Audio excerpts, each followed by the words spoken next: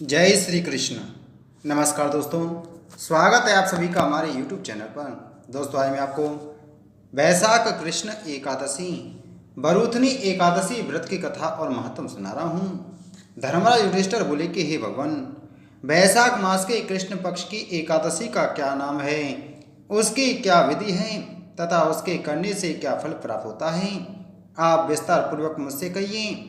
श्री कृष्ण जी कहने लगे कि हे राजेश्वर, इस एकादशी का नाम बरूथनी है। यह सौभाग्य देने वाली, सब पापों को नष्ट करने वाली तथा अंत में मोक्ष देने वाली है। इस व्रत को यदि कोई अभागिनी स्त्री करे तो उसको सौभाग्य मिलता है। इसी बरूथनी एकादशी के राज प्रभाव से राजा मानदाता स्वर्ग को गया था।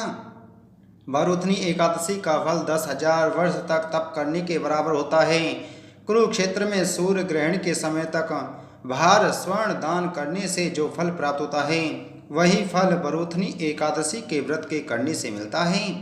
बरूथनी एकादशी के व्रत को करने से मनुष्य इस लोक में सुख भोग कर परलोक में स्वर्ग को प्राप्त होता है। शास्त्रों में कहा गया है कि हाथी का दान घोड़े के दान से, तिलों के दान से, स्वर्ण का दान तथा स्वर्ण के दान से अन्न का दान श्रेष्ठ है। अन्न दान के बराबर कोई दान नहीं है। अन्न दान से देवता, पितर और मनुष्य तृप्त होते हैं। शास्त्रों में इसको कन्यादान के बराबर माना है। बरूथनी एकादशी के व्रत से अन्नदान तथा कन्यादान दोनों के बराबर फल मिलता है। जो मनुष्य लोभ के वश होकर कन्या का धन लेते हैं, वे प्रलय काल तक नरक में वास करते हैं या उनको अगले जन्म में बिलाप का जन्म भोगना पड़ता है। जो मनुष्य प्रेम एवं धन सहित कन्या का दान करते हैं, उनके पुण्य को चित्रगुप्त भी लिखने में असमर्थ हैं। जो मनुष्य इस बरूथनी एकादशी का व्रत करते हैं, उनको कन्यादान का फल मिलता है।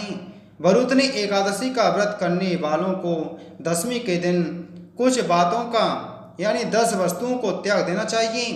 कांसे के बर्तन में भोजन करना, मांस खाना, मसूर की दाल खाना, चना का साग खाना, कोदों का साग, मधु यानी शहद खाना, दूसरे का अन्न दूसरी बार भोजन करना एवं स्त्री प्रसंग।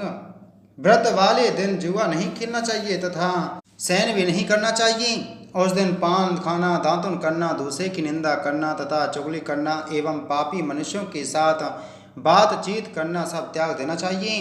उस दिन क्रोध तथा मिथ्या भाषण भी नहीं करना चाहिए। इस व्रत में नमक, तेल अथवा अन्न वर्जित है। हे राजन, जो मनुष्य विधिवत इस एकादशी का व्रत करते हैं, उनको स्वर्गलोक की प्राप्ति होती है। अतः मनुष्य को पापों से डरना चाहिए। इस व्रत के महात्म को पढ़ने तथा सुनने से 1000 गोदान का फल मिलता है। इसका फल गंगा स्नान के फल से भी अधिक है। बोलो एकादशी महात्म की जय।